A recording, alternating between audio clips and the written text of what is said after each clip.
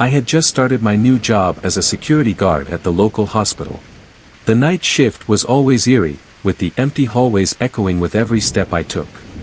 But I was used to it. Or so I thought.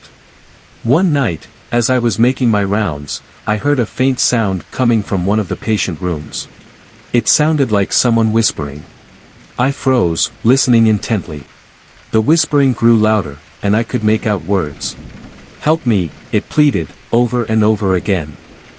Heart pounding, I cautiously approached the room.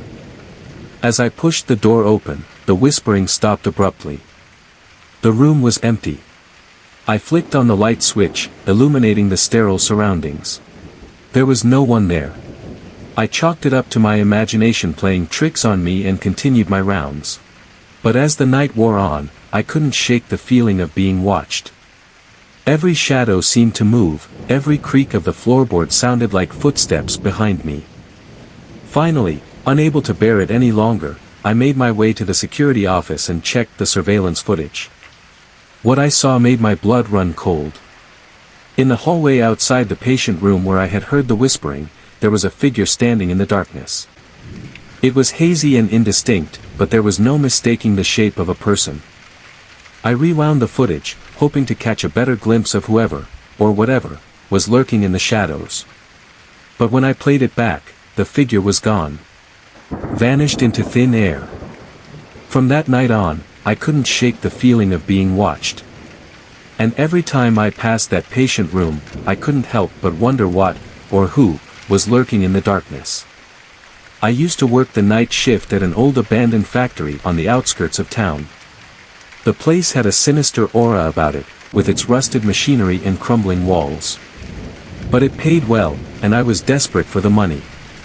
One night, as I was making my rounds, I heard a strange noise coming from the assembly line.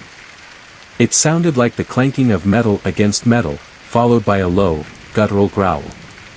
My heart raced as I cautiously approached the source of the sound. As I rounded the corner, I was met with a sight that chilled me to the bone. The machines were moving on their own, their gears grinding and pistons pumping as if powered by some unseen force. And standing in the midst of it all was a figure cloaked in darkness, its eyes glowing with an otherworldly light. I stumbled backwards in terror, my mind struggling to make sense of what I was seeing. Was this some kind of prank? Or had I stumbled upon something far more sinister? Before I could gather my wits, the figure turned towards me, its gaze locking onto mine. And in that moment, I knew. This was no prank. This was something beyond human comprehension. I turned and ran, the sound of my own footsteps echoing in the empty factory. But no matter how fast I ran, the figure was always right behind me, its presence looming ever closer. I finally reached the exit and burst out into the cool night air, gasping for breath. Behind me, the factory loomed like a dark specter against the moonlit sky.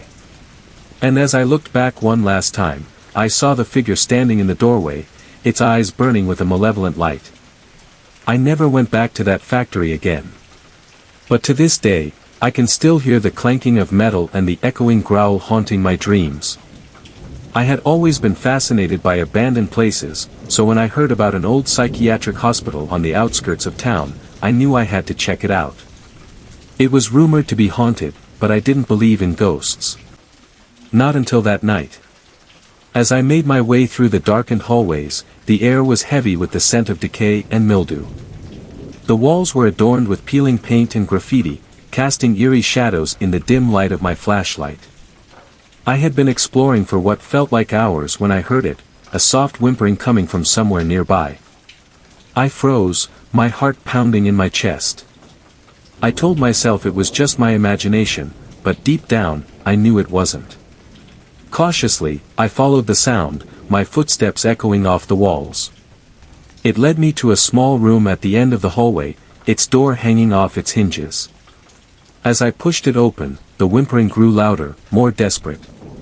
What I saw inside will haunt me for the rest of my days. A figure huddled in the corner, its back turned to me. Its skin was pallid and gaunt, its clothes tattered and stained. And as I approached, it slowly turned its head to reveal empty, soulless eyes staring back at me. I stumbled backwards, my mind reeling in horror. This couldn't be real. It had to be some kind of sick joke. But as I turned to flee, I heard the sound of shuffling footsteps behind me. I ran, my heart pounding in my chest, adrenaline coursing through my veins. But no matter how fast I ran, the footsteps followed, growing closer and closer with each passing moment. I burst out into the cool night air, gasping for breath as I stumbled into the overgrown courtyard. Behind me, the hospital loomed like a specter against the moonlit sky. And as I looked back one last time, I saw the figure standing in the doorway, its empty eyes boring into my soul. I never went back to that hospital again. But to this day, I can still hear the sound of shuffling footsteps echoing in the darkness, a chilling reminder of the horrors that lurk within. I had always loved books, so when I heard about a job opening at the local library, I jumped at the chance. But as I soon discovered, this was no ordinary library. The building itself was old and decrepit, its shelves lined with dusty tomes and ancient manuscripts. But it was what lay hidden in the depths of the library that sent shivers down my spine. One night, as I was shelving books in the basement archives, I stumbled upon a hidden door tucked away in a forgotten corner. Curiosity getting the better of me, I pushed it open and stepped inside. The air was thick with the scent of mildew and decay, and the darkness seemed to swallow me whole as I ventured further into the unknown. But it was what I found at the end of the corridor that chilled me to the bone. A room filled with shelves upon shelves of forbidden knowledge, each tome bound in leather that felt cold to the touch.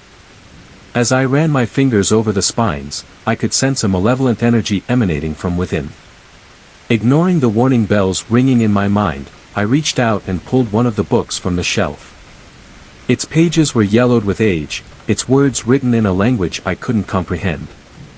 But as I flipped through its pages, I felt something stir within me, a primal instinct urging me to read on. And read on I did, losing myself in the forbidden knowledge contained within the pages of that cursed book. But as I reached the final page, a sense of dread washed over me, for I knew that I had unleashed something far more sinister than I could have ever imagined. The shadows seemed to come alive around me, twisting and writhing in the dim light of my flashlight. And as I looked up, I saw them, a horde of shadowy figures looming in the darkness, their eyes glowing with an otherworldly light. I stumbled backwards, my heart pounding in my chest as I fled from the room, the sound of my own footsteps echoing in the empty corridors. But no matter how fast I ran, the shadows followed, their sinister whispers echoing in my mind. I burst out into the cool night air, gasping for breath as I collapsed onto the pavement outside the library. Behind me, the building loomed like a dark specter against the moonlit sky. And as I looked back one last time, I saw the shadows lurking in the doorway, their eyes burning with a malevolent light. I never went back to that library again. But to this day, I can still hear the whispers of the shadows haunting my dreams, a chilling reminder of the horrors that lurk within the pages of forbidden knowledge.